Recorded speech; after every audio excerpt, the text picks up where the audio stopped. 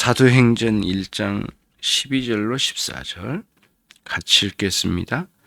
제자들이 감람원이라는 산으로부터 예루살렘에 돌아오니 이 산은 예루살렘에서 가까워 안식일에 가기 알맞는 길이라.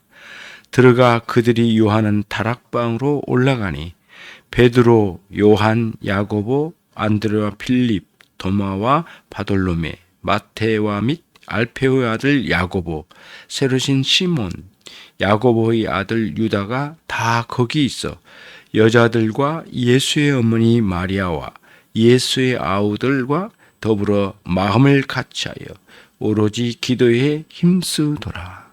아멘.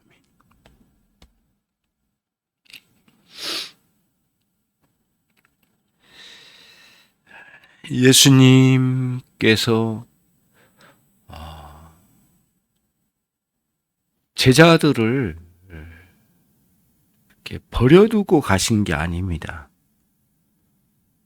약속을 주셨어요. 그리고 약속하신 대로 성령님을 보내주시면, 보혜사 성령을 보내주시면 그로 인해서 예수님께서 떠나 있으나 너희와 함께 있겠다고 하는 약속이 이루어지는 것이었어요. 그러니까 제자들에게는 반드시 이 험악한 상황에서 성령을 보내주셔서 제자들에게는 반드시 성령께서 함께 하셔야만 했어요. 예수님께서 내가 떠나게 되면 너희들이 위험하다. 나도 죽이는 판에 너희들이 가만두겠느냐. 그러니까 저 갈릴리 촌구석 저 사람들이 알지 못한 곳으로 가 숨어 있으라 이렇게 말씀하지 않으셨어요. 반대예요. 가장 위험한 예루살렘으로 가라고 말씀하셨어요. 그거를 보면 예수님께서 뭔가 계획적으로 보내신 거가 분명해요. 예. 너희들이 감당하기 참 어렵겠다 이렇게 말씀하지 않으시고 내가 성령을 보내줄 테니까 너는 예루살렘으로 들어가라 그랬어요. 그러니까 그 약속에 대해서 의심했다면 도저히 예루살렘으로 들어갈 수 없었을 거예요. 지금 예수님을 따르던 사람들을 모두 잡아다 죽이려고 하는 게 혈안이 되어 있거든요. 사도행전 6장에 실제적으로 한번 보면 우리가 잘 알고 있는 스데반 집사의 순교를 한번 보자고요. 무참히 죽였잖아요.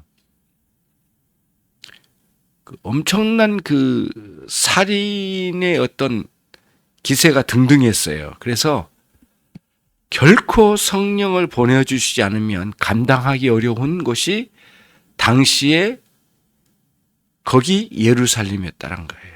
그래서 예루살렘 성에서 한 1km 반 정도 떨어진 곳이 감람산이랍니다. 감람산은 올리브산이잖아요. 올리브산. 네. 그리고 그 감람산 안에 겟세마네 동산이 있는 거고요. 겟세마네라고 하는 말은 그 올리브유를 틀에다가 이렇게 짜는 기계의 의미가 있다고 저는 알고 있거든요. 기름 짜는 공장과 같은 거예요. 우리가 마태 마가 할 때 마가복음 마가의 어머니가 상당히 부자였을 거라고 생각이 돼요. 왜냐하면은 겟세마네 동산 올리브를 생산해서 이거를 기름을 빼서 팔 수 있는 그런 경제적 사업을 하고 있었던 것이 분명해요. 그리고 오늘 예루살렘의 다락방, 그 13절에 가보면 그들이 요한한 다락방이라고 하는 것도 마가의 어머니가 가지고 있는 다락방이고요. 120명 정도가 거기에 모였다고 하면 그 다락방에 그러면은 상당히 큰 거죠. 당시의 건물로는. 그런 곳에 모였다고 그래요. 제자들과 함께 이제 11제자죠. 이제 11제자와 예수님의 형제들, 육신의 형제들, 예수님의 어머니, 그렇죠? 그리고 다른 그 여성들, 예수님을 따르던 그 여성들, 그 500여 명이 보는 가운데, 지켜보는 가운데 예수님께서 승천하셨다고 되어 있거든요. 380명은 집으로 돌아갔을 거나 또 모이기가 굉장히 두려웠거나 아무튼 그 자리에 오지 않았어요. 결국에는 120명이 이 다락방에 모였어요. 뭘 붙잡고? 딱 하나, 약속을 붙잡고요. 그리스도의 약속을 아주 확신했던 거예요. 주님께서 십자가에 죽으셨다가 3일 만에 부활하신, 그리고 40일 동안 당신 자신을 제자들에게 보여주시고, 그리고 그 가운데 끊임없이 성령을 약속하시고, 그리고 흩어지지 말고 예루살렘으로 가라고 말씀하심을 따라서 약속을 붙들고 거기 예루살렘으로 들어간 거예요. 가장 위험한 곳이죠. 예. 예루살렘으로 다시 들어간다는 것은 거의 목숨과 바꾸는 격이 되었으니까 굉장히 위험한 거였어요, 사실은. 380여 명은 어디론가 다 흩어져 가고 예수님께서 승천하신 장면을 보았던 사람들 중에 120명의 사람들이 예수님의 11제자와 함께 모였다고 하는 거예요. 첫 번째는 그들은 어떻게 해요? 주님의 약속을 붙잡았다라고. 붙잡고. 예. 주님이 그 약속대로 그들을 그리 보내신 거예요. 가장 험악한 적진으로 보낸 거죠. 예루살렘은 예수님의 제자들에게 최고의 적진이죠. 더 이상 이보다 더 두려운 것이 또 어디 있겠느냐고요. 그래서 우리들이 이 세상 가운데 살아가는 동안에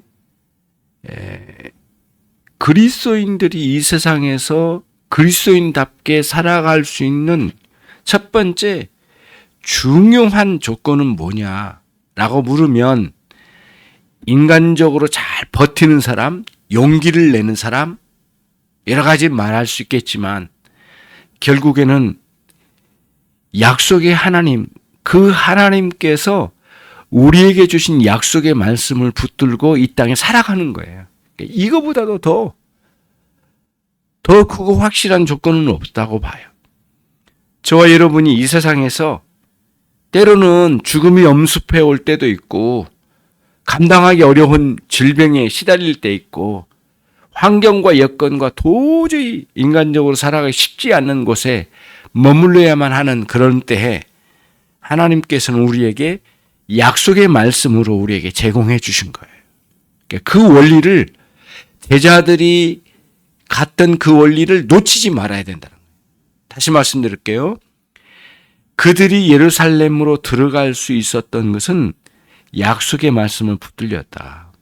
그리고 그 약속의 말씀에 확신을 가지고 예루살렘에서 기다린 거예요.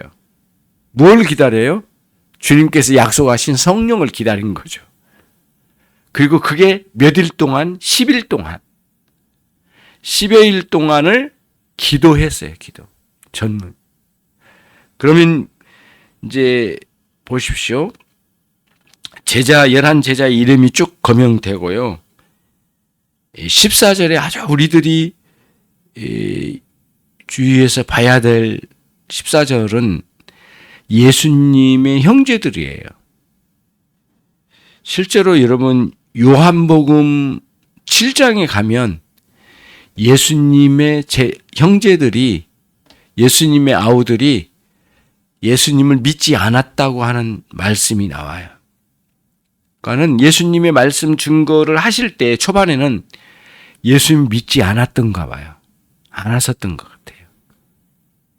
그러니까 여러분 예수님께서 베들레헴에 태어나시고 자라나신 곳은 어디예요? 나사렛이었죠. 나사렛은 좀 더 북쪽이면서 서쪽에 있거든요. 그런데 약간 동쪽으로 이제 동남쪽으로 내려와 그 갈릴리 호수가에 도시가 형성되어 있는데 거기가 가버나움이거든요. 거기 가버나움 요한 사도, 베드로 사도 이런 사람들이 살던 그 지역이었을 거로 여겨지는 곳이에요. 예수님의 모든 가족들이 나사렛에서 가버나움으로 이사 오셨어요. 언제요? 예수님께서 본격적으로 복음 사역을 하실 때, 복음 전도를 시작하실 때, 공생애를 시작하실 때, 그리고는 그때부터는 예수님의 육신의 아버지 요셉은 등장하지 않아요. 그러니까 아마도 이사하시기 전에 아버지는 먼저 세상을 떠나신 것 같아요. 등장하지 않으니까요. 그래서 어머님과 아우들을 데리고 여기 가버나움으로 오신 거죠. 그때까지도 아우들은 예수님을 믿지를 못했던 것 같아요. 그런데 그리스도께서 십자가에 죽으시고 부활하시고 이러한 엄청난 그 소용돌이 속에서 이런 3년 사이에 이런 변화가 막 일어나고 엄청난 상황이 막 일어났거든요. 그러니까 그러한 상황에 그걸 모두 목도하고 그런 과정에서 믿음을 가진 것 같아요. 그리고 120명 마지막 이제 성령을 기다리는 120명의 기도 대원들 속으로 예수님의 육신의 아우들이 합류를 하잖아요. 그래서 14절에 나와요. 여자들과 같이 있습니다. 여자들과 예수의 어머니 마리아와 예수의 아우들과 더불어 마음을 같이하여 오로지 기도에 힘쓰더라. 굉장히 인상 깊어요. 그래서 우리들이 잘 살펴봐야 돼요. 그러니까 목회자의 자녀들이나 가족들이 신앙을 갖는다는 것은 인간적으로 볼 때는 참 신앙 믿음 갖기 참 쉽겠다라고 하는데 정반대일 가능성이 굉장히 많아요.